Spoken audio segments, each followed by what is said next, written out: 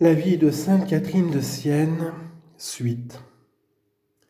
Sainte Catherine ne désespéra pas cependant. Elle s'adressa aux disciples qu'elle avait à Florence et qui pouvaient, par leur position, agir sur leurs concitoyens. « Ce n'est pas sans motif, leur dit-elle, que Dieu vous a mis à même de faire la paix et de rétablir l'union avec la Sainte Église. C'est pour vous sauver, vous et toute la Toscane. Il ne me semble pas que la guerre soit une si douce chose que nous devions la rechercher lorsque nous pouvons l'éviter. Y a-t-il au contraire rien de plus doux que la paix ?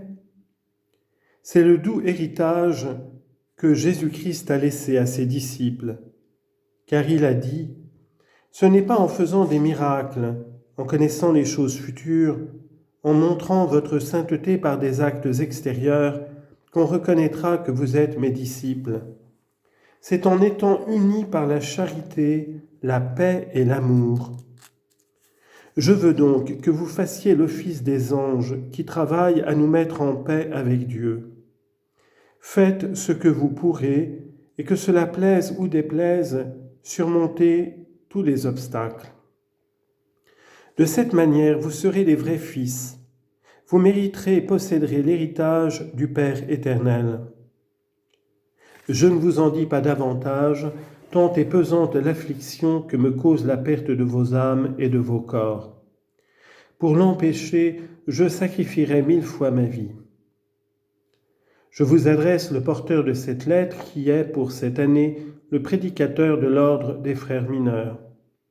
C'est un bon et vrai serviteur de Dieu qui vous aidera de ses conseils et vous dirigera dans la voie de la vérité.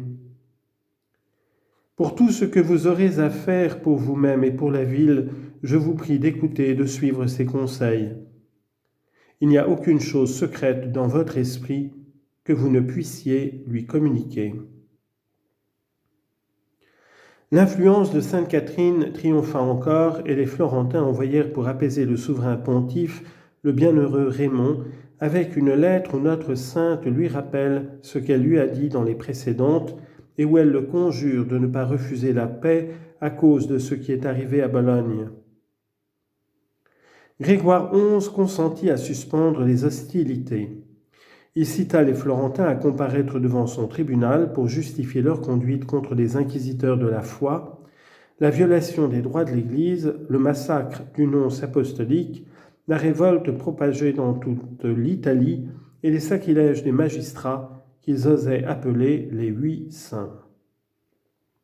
La citation leur accordait le délai d'1 mois. Le 31 mars, la sentence d'excommunication serait lancée contre eux, s'ils ne s'étaient pas présentés pour répondre. Ceux qui gouvernaient Florence, pour ne pas choquer l'opinion publique, envoyèrent en effet 3 députés qui furent admis à leur arrivée en audience publique. Mais au lieu de solliciter l'indulgence du souverain pontife, ils accusèrent de tout le mal les légats du Saint-Siège. Leur orateur, Donato Barbadori, rappela avec une audacieuse éloquence toutes les causes vraies ou prétendues de la révolte, le refus d'exportation des grains malgré la lettre du Saint-Père, la Toscane dévastée par l'ordre du cardinal Saint-Ange, les intrigues du légat de Pérouse, la violation des anciennes libertés des villes et la conduite orgueilleuse et tyrannique des Français.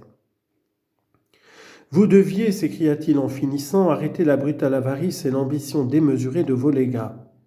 Vous deviez éteindre l'incendie prêt à éclater, défendre l'indépendance de vos enfants, vous rappeler les services qu'ils ont rendus au Saint-Siège et soutenir leur cause contre tous. Si nous avons commencé la guerre, c'était pour sauver notre patrie, nos femmes, nos enfants, notre vie. N'est-ce pas votre légat qui est l'origine de tout le mal, en détruisant notre paix, notre repos par tous les moyens possibles ? Oui, très Saint-Père, si vous voulez juger sainement les choses et déposer toute passion comme doit le faire un vicaire du Christ, vous ne nous reprocherez pas cette guerre et vous nous excuserez de ce que nous avons fait par nécessité. Nous ne nions pas la révolte qui s'est étendue aux terres de l'Église, mais l'orgueil et l'avarice des gouverneurs en ont été le principe. Ces hommes se croyaient tout permis. Les rebelles n'ont pas refusé de vous obéir, mais ils ont fui à regret le joug des hommes coupables que vous leur aviez envoyés. Si nous avons témoigné quelque sympathie à ces rebelles, c'est que nous avions compassion de leur malheur et qu'ils nous servaient à nous sauver des nôtres. Avait-on jamais, très Saint-Père, dans la religieuse Florence, tenté quelque chose contre votre autorité et contre l'Église romaine? Nous l'avons toujours défendu contre les empereurs, les rois et les tyrans. Mais maintenant, l'amour de la patrie nous force à mettre un frein à la fureur de ceux qui voulaient nous faire périr. Si vous ne condamnez pas ces violences et si vous poursuivez ceux qui les ont combattues, Dieu, oui, Dieu seul, jugera entre eux et nous. Sainte Catherine devait plaider la cause des Florentins avec une éloquence plus victorieuse. Les accusations de barbarie ne justifiaient pas les excès commis, et Grégoire XI réfuta facilement son argumentation. Il ne voulut pas cependant prononcer sur le champ la sentence et consulta les cardinaux. Les Italiens penchaient vers la douceur, mais les Français, qui étaient beaucoup plus nombreux, firent décider la guerre. Elle fut déclarée, et l'excommunication publiquement prononcée. Les députés de Florence étaient présents. Barbadori, se tournant alors vers le crucifix, s'écria « Ô Dieu, nous, députés du peuple florentin, nous en appelons à toi et à ta justice de l'injuste sentence de ton vicaire. Ô toi qui ne peux te tromper ni céder à la colère, toi qui aimes la liberté des peuples et non leur esclavage, protège le peuple florentin qui défend sa liberté, détourne les cruels anathèmes lancés contre nous. » L'effet de l'excommunication fut terrible pour les Florentins. Leur commerce, source de leur richesse et de leur puissance, avait déjà souffert des troubles qui avaient éclaté en Italie. Leur crédit était perdu dans toutes les villes de l'Europe. Au Moyen-Âge, une nation retranchée de la communion de l'Église était mise, pour ainsi dire, hors du droit commun. Les débiteurs croyaient recevoir quittance par l'acte d'excommunication. Il y avait même des consciences assez habiles pour s'imaginer pouvoir prendre et piller tout ce qui appartenait aux excommuniés.